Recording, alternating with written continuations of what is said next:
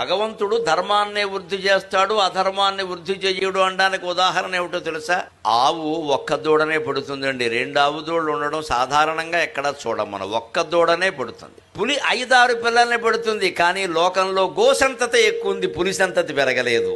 అంచేత భగవంతుడు ధర్మాన్నే రక్షిస్తాడు, ధర్మాన్నే పెంచుతాడు. కానీ అది జంతువుల్లో అమలవుతోంది, మన కర్మ కొద్దీ మనుషుల్లో అమలవట్లా.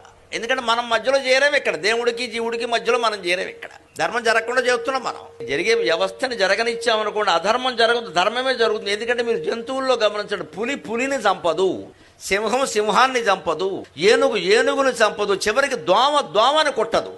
సాటి మనిషిని పట్టుకుని చంపేసేవాడు మనిషి ఒక్కడేనండి. ఎంత దుర్మార్గం! ఈ జంతువు తన సాటి జంతువును చంపదు, ఇంకో జంతువును తింటుంది మహా అయితే. మనుషుల్నే తినేసేవాళ్ళు, మనుషుల్నే చంపేసేవాళ్ళు, మనుషుల ఆస్తులు కబ్జా చేసేవాళ్ళు, మనుషుల్నే అత్యాచారాలు చేసేవాళ్ళు మనుషులే.